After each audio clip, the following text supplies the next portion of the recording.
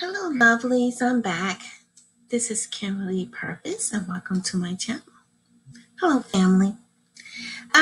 Today I wanted to do another video about the American Aborigines, and I want to talk about another tribe. This time I want to do something totally different. I lately been doing the Southeastern Indians, but I had an interest in learning more about the Blackfoot Indians because my children are related to the Blackfoot Indians on their dad's side, which is my ex-husband. And there's some Blackfoot heritage on his side of the family. So I thought I'll do a little research and learn more about this particular tribe. But I did some research, and I think this is this article is coming from encyclopedia.com. And I thought that this article was one of the best articles that spoke about and gave more detail about the Blackfoot Indians. Okay, it says here Blackfoot by Richard C. Haynes and Matthew T. Pfeffer or Pfeiffer. And here's the overview. It says here, the Blackfoot Nation is actually a confederation of several distinct tribes, including the South Pagan or Pukini, the Blood, the Kainai, the North Pagan, and the North Blackfoot or Siksika. I think I'm pronouncing that correct. But anyway, it says they traditionally called each other the Nisitapi, or real people.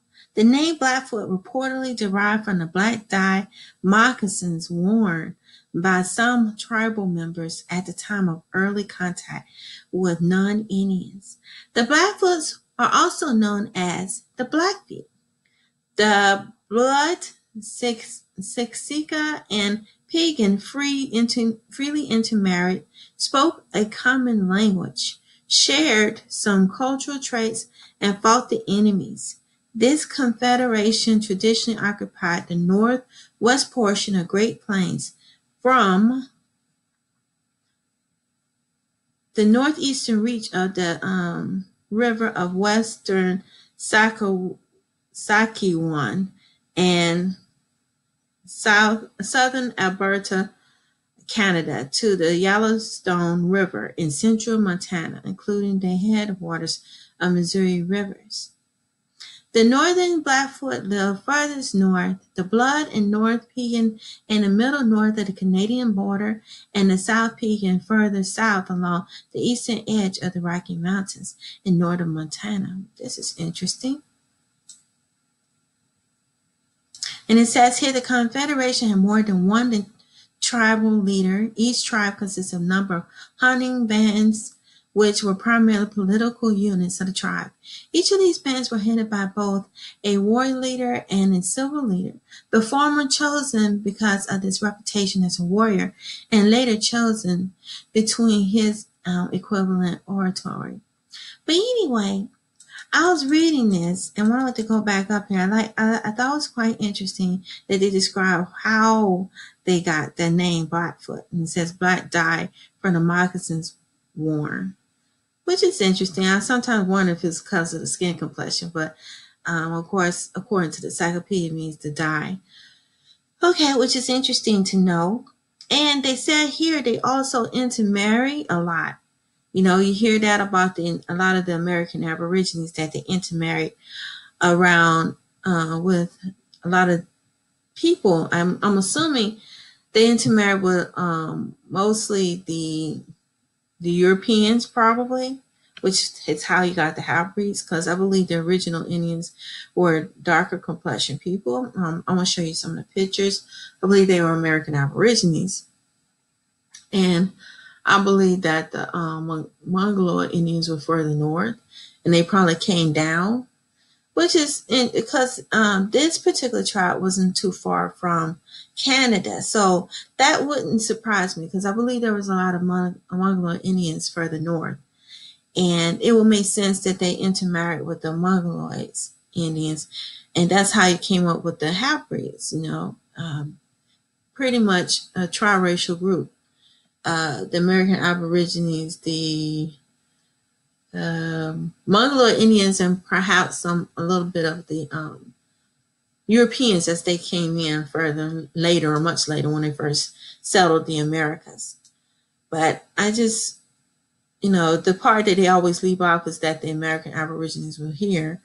Well, of course, if you look at the earlier artwork, they showed that there were people of color, people who are Negroes, that were already over here throughout the Americas. But let's continue. In 1809, the fur trapper and explorer Alexander Henry estimated the North Blackfoot population at 5,200. In 1832, artist George Canlon estimated the population of the entire Federation at 16,500. That's a big jump right here between these two. The population. Wow, I guess that's when they started letting the Great Caucasians come over. And that's when they started populating this area, probably. That's what I'm thinking. Probably, I think with the Mongoloids coming down and the Europeans coming in, the Great Caucasians, the Greys, that's probably how that population increased. But let's continue. By 1840, the population began decreasing significantly from the epidemics of diphtheria in 1836 and smallpox in 1837, and from increasing warfare. That makes sense. There were several wars that were between the indigenous people, the American Aborigines, against the Great Caucasians, who was trying to steal land from the indigenous people. But I wouldn't be surprised if they might have been kidnapping these groups too, from this tribe. I wouldn't be surprised, because I read another article about how they moved further west. As they moved further west, they were continuing kidnapping the indigenous people and putting them into slavery. So, especially the ones that had Negroid fixtures. So I wouldn't be surprised if that was going on. And so they failed to include that number in the reason why there has been a decrease. I believe that also took place as well. And it says, the southern group of 2,000 in central Montana, known to some as the Small Robes, reportedly disappeared altogether. Still, the Blackfoot reigned over the northern plains, regions of southern Alberta and northern Montana into the mid-19th century. By 1896, however, only 1,400 Blackfoots lived in Montana. And see, this is what they want to continue, this lies and stuff. The Indians the American Aborigines did not disappear. What they did was they put them, I believe they probably enslaved some of them. Of course, they died from disease and from warfare, the wars that took place. But I also believe they enslaved them. And I also believe that they just started reclassifying a lot of people, reclassifying a lot of the Indians as black. Because you could tell they did that with the census. If you look at the census, they never did have a category for the American Indians. It's because they were kidnapping the indigenous people, and they wanted to keep this narrative going. And so they wanted to erase their identity, so that way they can never to try to prevent the indigenous people from reclassifying themselves as being indigenous and getting their lands back. I believe that's exactly what took place. I just don't believe, I really do. There's strong evidence that this definitely took place. And I'm looking at the date, 1896. This is when the population dropped down to 1,400 for the Blackfoot. That is also during the time when Dawes Commission came into play. Late 1800, beginning early part of the 1900s, when Dawes Commission came in and started reclassifying people, taking the American Aborigines off and putting in these half-breeds, letting the half-breeds stay in. The Mongoloids that came down later, because I don't think they were down here originally. I believe they came later and started mixing in with the Aborigines. And I also believe that they Mongoloids probably had some sort of agreement with the Great Caucasians to keep the lies and the narratives going. And then that's when they had the $5 Indians as the Great Caucasoids who stole lands from the indigenous people. That's what I believe took place. And I'm pretty sure, according to my research and evidence, that is exactly what took place. But anyway, I was going to show you, we'll take you all to another page. I found that interesting. He talked about the 1800s. I'm going to go back.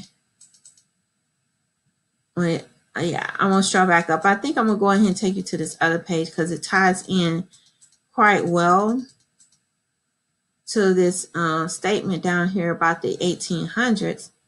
We go back over here. Let me see if I believe it's this page. Yeah.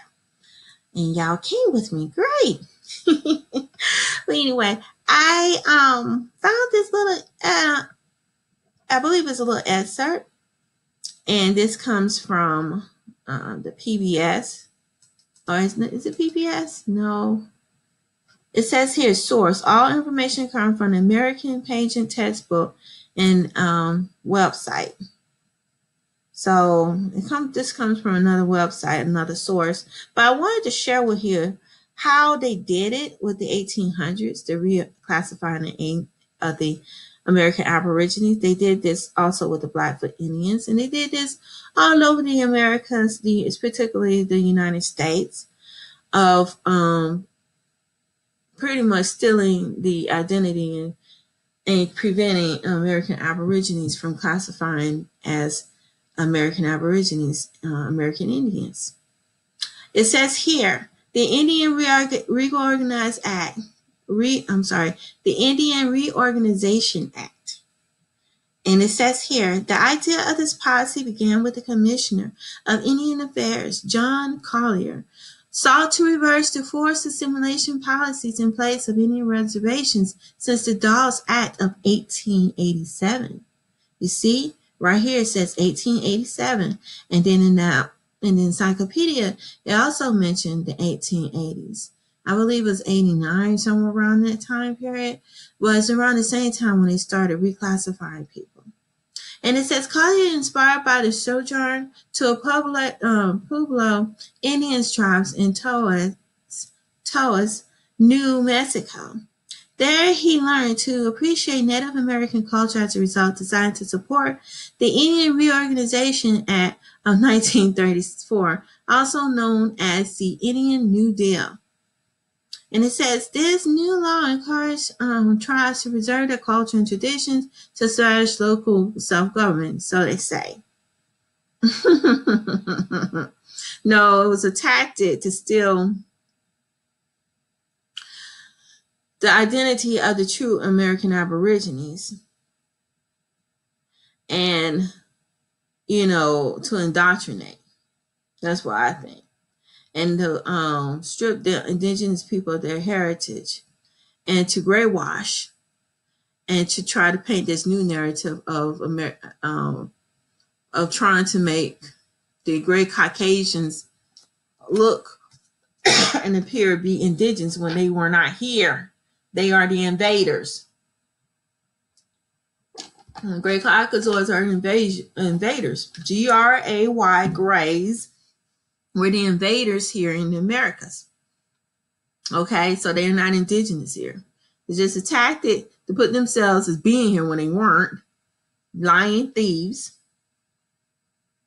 And strip the lands from the indigenous people, so making it harder for them in the future to be able to reclaim their land. So all of this treachery and lying and thieving and corruption and evil deeds they have done, this is pretty much showing right here what they're doing. I have a book that I showed you all about I believe 6 months ago or so on my website. Not my website, but on my YouTube channel that explains this.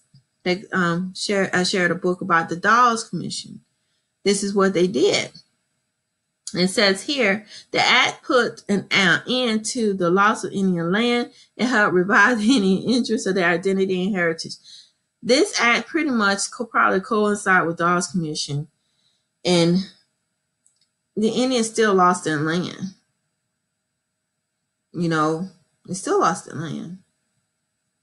Okay, the real Indians, the 100% Indians, still lost their land. And did not establish heritage. What it did was strip them of their indigenous heritage and roots, and gave it to the Great Caucasians. That's what took place. Some skeptical Native Americans denounced the legislation because though the federal government was trying to make a museum piece out of them. In total, 77 tribes refused to organize, and almost 200 organized and established tribal government. See, that was probably a smart move. That's probably why there's a few that stay independent and trying to identify with the federal tribe. And I don't think they actually did it. I believe the federal government just imposed on them so they could steal the land. I don't think it was something that they wanted to do. I think they imposed on it. They probably got the biggest tribes that they seen as a threat, or made up of more of the indigenous Aborigines, because they want to keep slavery and all this oppression going. So I just wanted to share that part with you all, the Indian Reorganization Act, and also, the Dawes Act. See, that's pretty much, it's one and the same. All of this is the same thing. But let's go back. Oh, I'm sorry, this is the wrong page. But this is another Blackfoot Indian right here. I'm going to show that to you all a little bit later. I wanted to get back. Where's that article? Over here to the article. Okay, sorry about that. Let's scroll down here. And it says here, as a member of the Algonquin language family, the Blackfoots are related to other Algonquin speaking tribes. Ethnologists believe migrates into the plains from the eastern woodlands several centuries before contact with gray caucasoids. See? Algonquin, see, that's from the eastern woodlands. See? I believe these were American Aboriginal tribe. Some Blackfoots do not readily accept the historic interpretation. The Blackfeet raiders on the southwestern plains, John C. Edwards, stated that Blackfoots were the earliest Algonquin residents on the plains. Consequently, their culture in the plains revolved around warfare, buffalo, and horses. During the 19th century, the Blackfoot Confederation was the most powerful of the Northern Plains native group, actually impeding to some extent the westward U.S. expansion. See, that's when they started expanding. And I was reading another article a while back about how the natives, everybody, the natives and the American Aborigines were also enslaved as they moved westward into the west coast of the United States. And let's scroll down here and decide on whether to do this. I wasn't trying to make this video so long, but it says history. Central to the traditional economy, the Blackfoot relentlessly, sorry, getting tongue-tied, followed the enormous herds of the buffaloes. In the time before the horse and the firearms, commonly known as the dog days, the Blackfoot used arrows and laced in wars with traditional enemies, including the Shoshone, the Plains Cree, the Sioux, the Flathead, and the Assiniboine. Often they allied in battle with the neighbors of the Gross Venture and the Sarkey. Never heard of these tribes. It's like the more I read, the more tribes you learn. And it says domesticated dogs carried Blackfoot's belongings by pulling a load of travois consisting of two long poles attached to the dog's side. After acquiring horses, the firearms Around the middle of the 18th century, the Blackfoot became the most powerful tribe on the Northern Plains. By the mid-19th century, they have pushed their enemies, particularly the Shon, Flathead, and the Kootenai, west across the Rocky Mountains. Wow, that is interesting. I'm going to have to learn more about these other tribes. Interesting.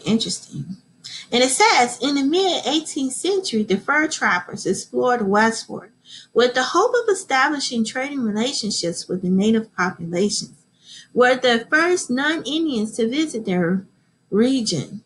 The first trappers providing an extensive written record of Blackfoot was David Thompson as the agent of the Hudson Bay Company. See? There we go, all these companies coming in here.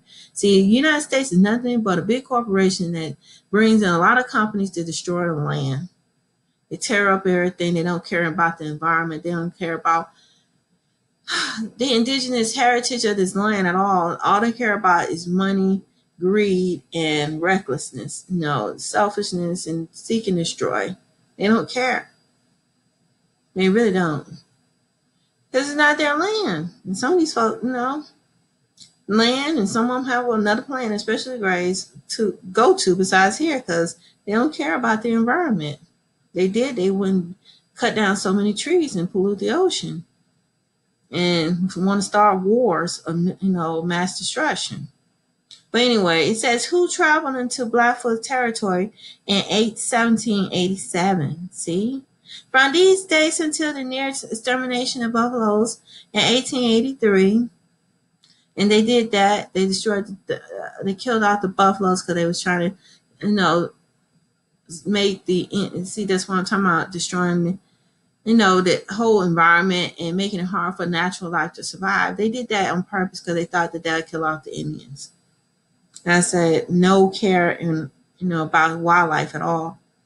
And it says the relationship between trading companies and the Blackfoot was important to the Blackfoot's economy and social lives. Trading posts only introduced them to new technologies such as gun, but also to new diseases. Smallpox devastated the Blackfoot population in 1781, 1837, and 1869.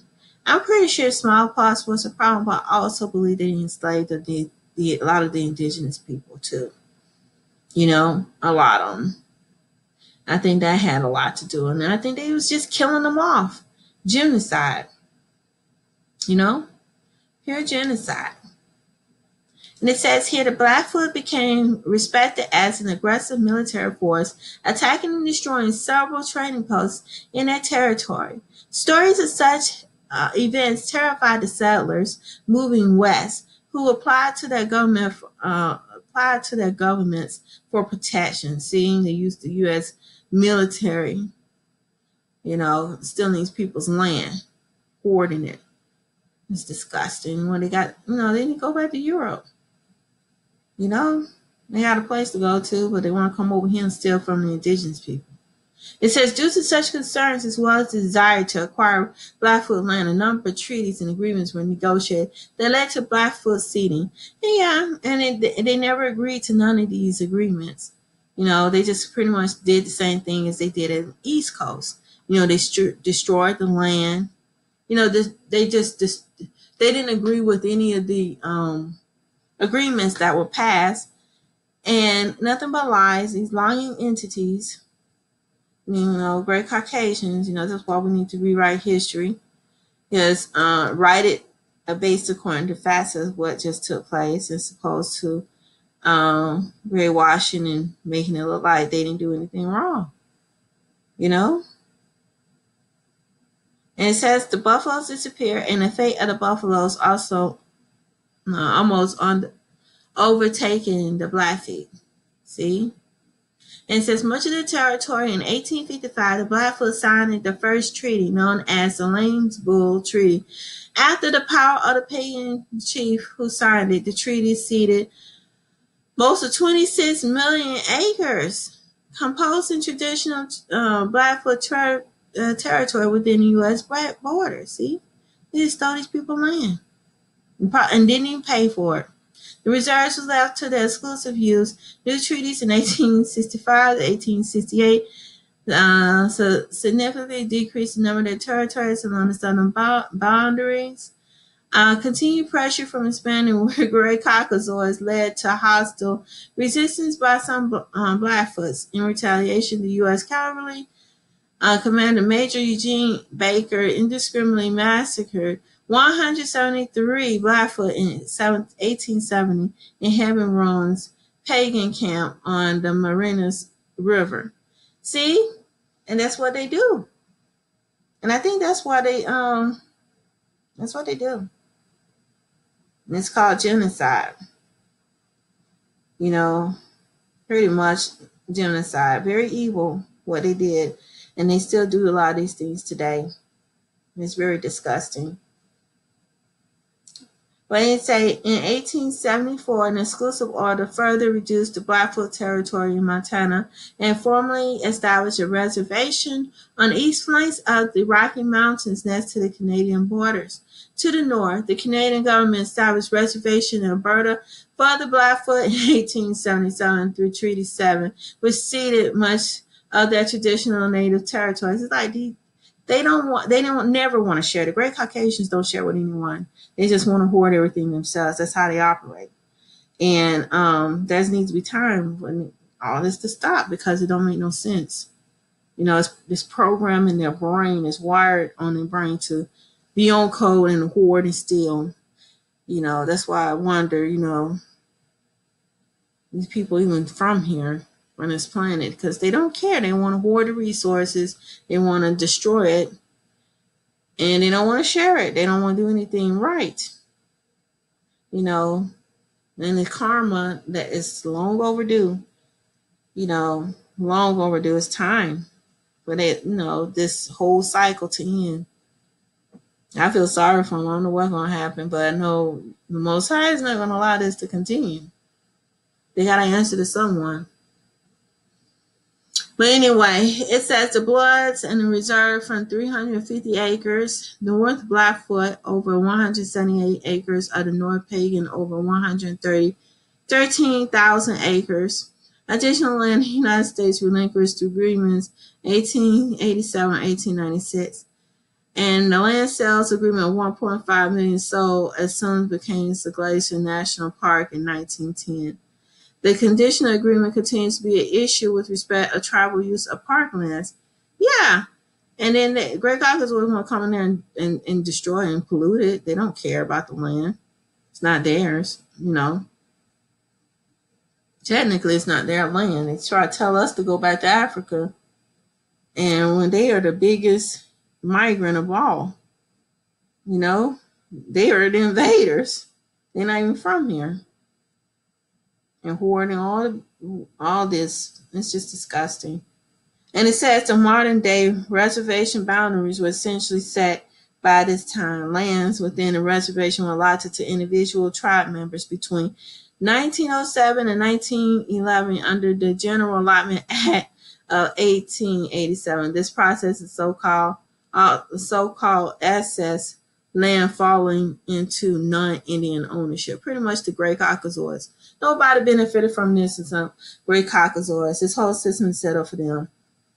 That's why, it's all set up for them. And that's why it's important that we overthrow it. It's time for it to come to an end. All of this, and they still, and it's set up for the rich and the elite as well. As it is, as you look at it, when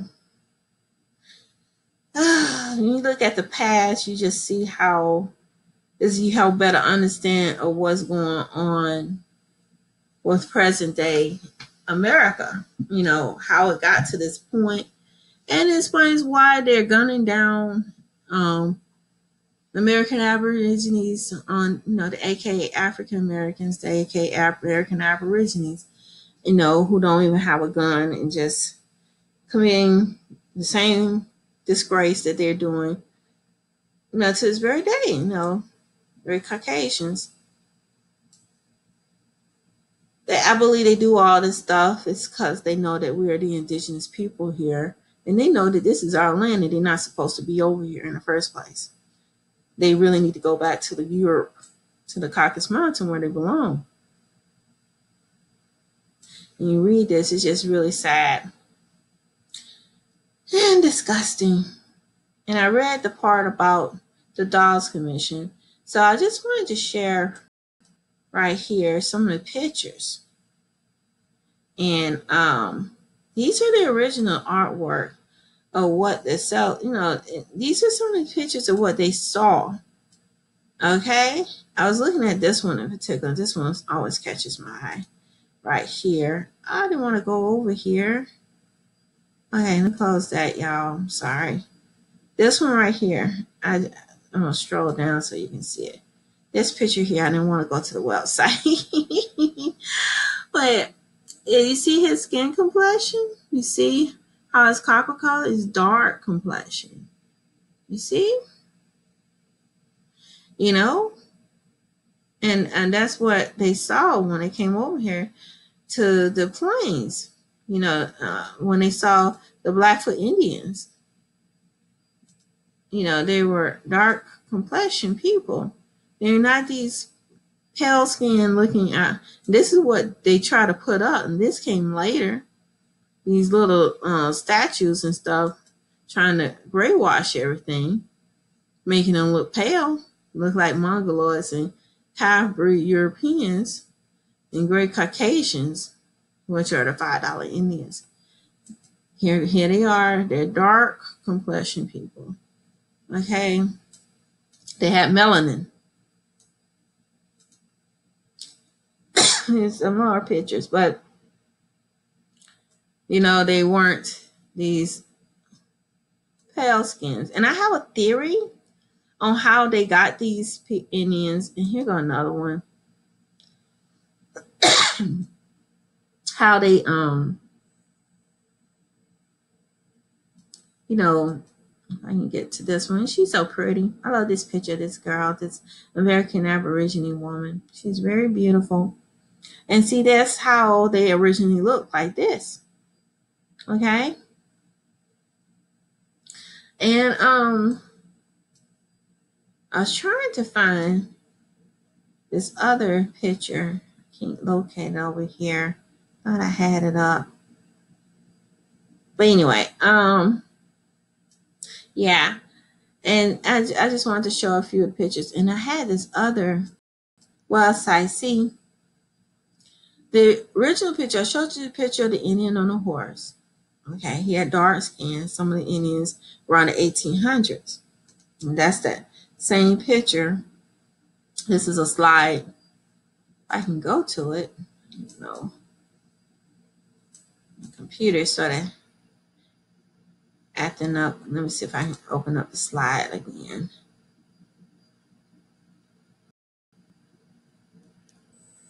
Okay. They're showing the teepees here. See how dark he is? See, that's the color they are. And then what I think is this was done in 1910. And I believe that was when they started doing the gray washing. You know, when they did the Dawes Commission.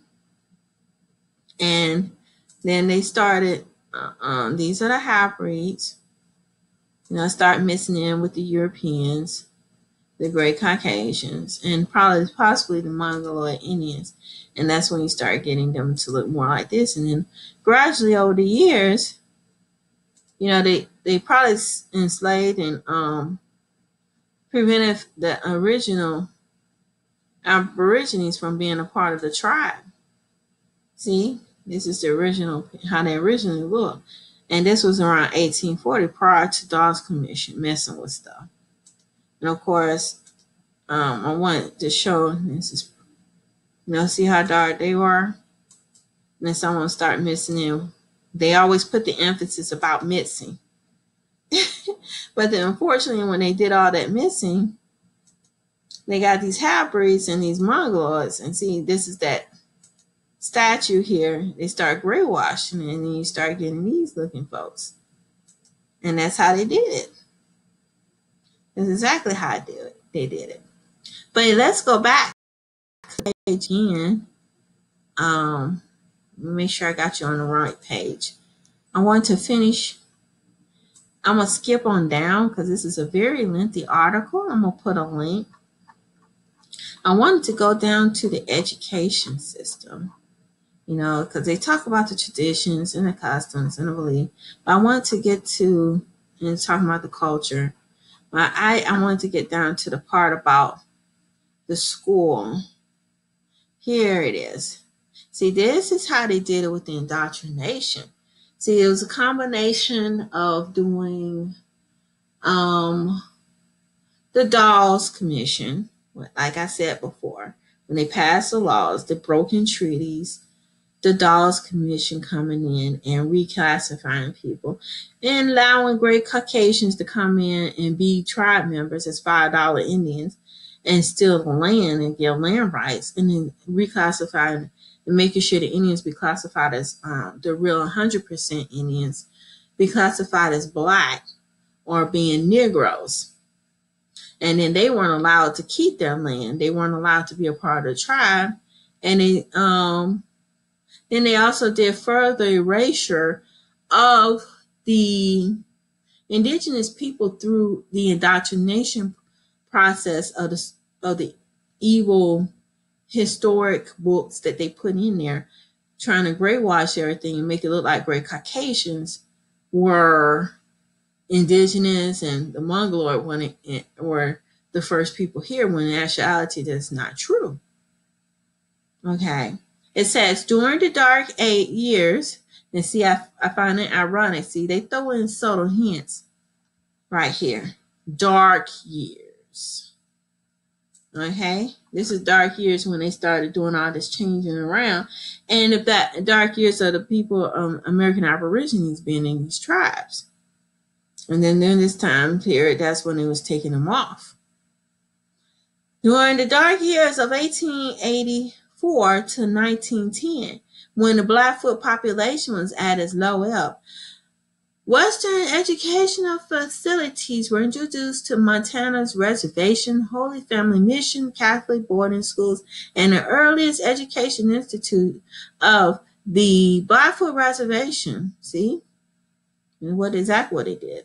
A government boarding school followed the boarding school and later day school. These schools strongly focus on assimilating Blackfoot students into American society, forbidding the practices of traditional customs, including native language use. Federal programs in the 1930s provide funds of college vocational education.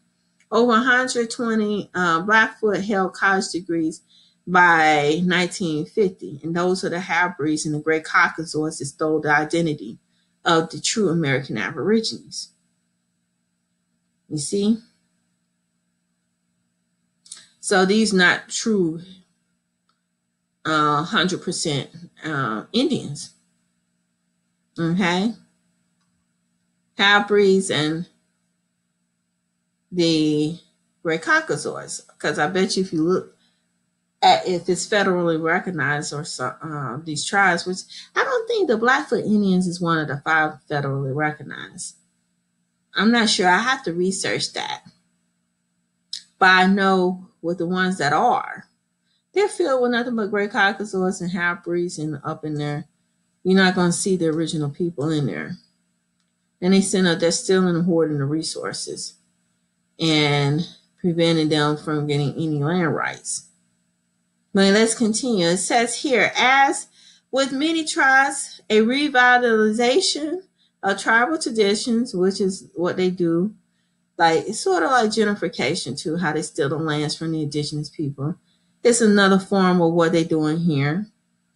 Revitalization of tribal traditions and customs grew in the late 20th century, with education initiative leading the way. Blackfoot's eloquent language and their traditions, culture, values are taught today through Head Start programs, primary and secondary schools. Reservation, yeah, they're doing this only because the Great Caucasoids and fake Indians are in there. It's not the real indigenous people. And the half-breeds. That's the only reason. Similar programs have been created for adults in neighboring colleges such as Blackfoot Community College in Browning, Montana, strengthening the community through a tide of identification with heritage is the goal of these programs. And it says here, Blackfoot Community Center, Browning, Montana, strengthening a sense of community through continued identification with their heritage and the goals of these programs. They also help Blackfoot overcome such social programs as alcoholism, poverty, and crime. Blackfoot Community College, established in 1976, became fully accredited in 1985. And it says the college members of the American Indian Higher Education Consortium and the American Indian Science Engineering Society. It would be interesting. I'm going to have to look this up, to see if these are Aboriginal Indians or mostly Gray Caucasians. I'm going to look these up. Let's look. Let me copy this.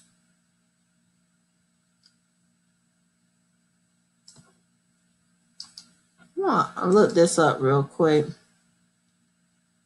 Let's see if y'all come over with me.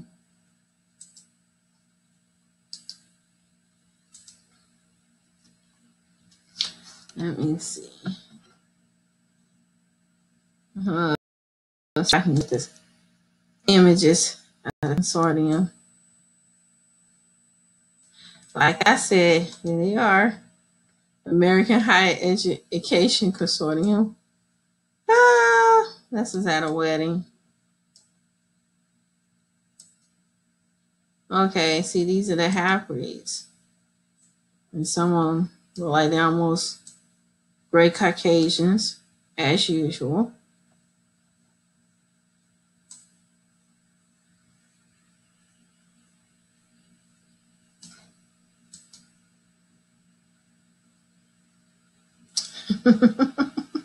Tribal meeting, see? We'll see if I can take y'all over here. Never mind. It's not going to let me do it. I don't know if y'all can see this, but you see? It's mostly Gray Caucasians and half-breeds up in here. You see very few American Aborigines in here. And see, I want to show that. You see, here's another picture. See?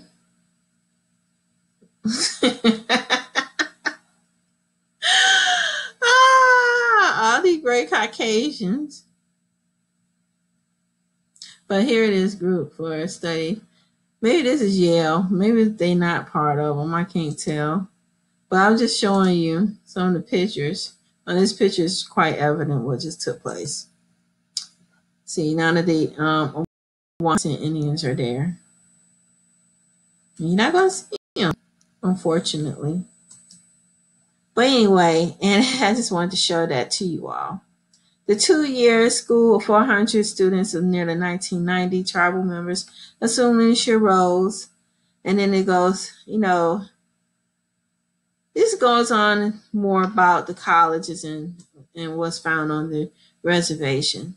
But I'm gonna stop here. It goes into more stuff like funerals and courtships, weddings, more traditions. It goes into more details about employment and go into detail about the government. So it's very extensive. This is a really good article, because it's not. I didn't see too many, but I'm glad I found this particular article on the Blackfoot Indians. And I would love to see what you all think. I know the Waka Flocka, the rapper, said that he's part Blackfoot Indian. I believe he said that he's part Blackfoot Indian. And I think it's interesting that now he identified himself as being an American Aborigine because he understands that our history has been erased and brainwashed. But I'm going to do a video on Waka Flocka a little bit later. I know it's been a while when he mentioned that he feel like he's a Native American or he's indigenous. And I want to do my opinions and thoughts on that as well. I've been intending to do a lot sooner. a little bit behind, but I'll try to do a video on that. But I believe he's Blackfoot Indian, and I know my kids, their father is part Blackfoot Indian as well. So I would like to see what you all think. Please thumbs up this video, and don't forget to subscribe. And you can check out my Black Junction TV channel. And I'm working on my website and also some other projects that I'm working on. I'll keep you guys posted as well. And till next time, family, peace and be blessed. And please leave your comments below. I look forward to hearing from you guys. Peace. Bye-bye.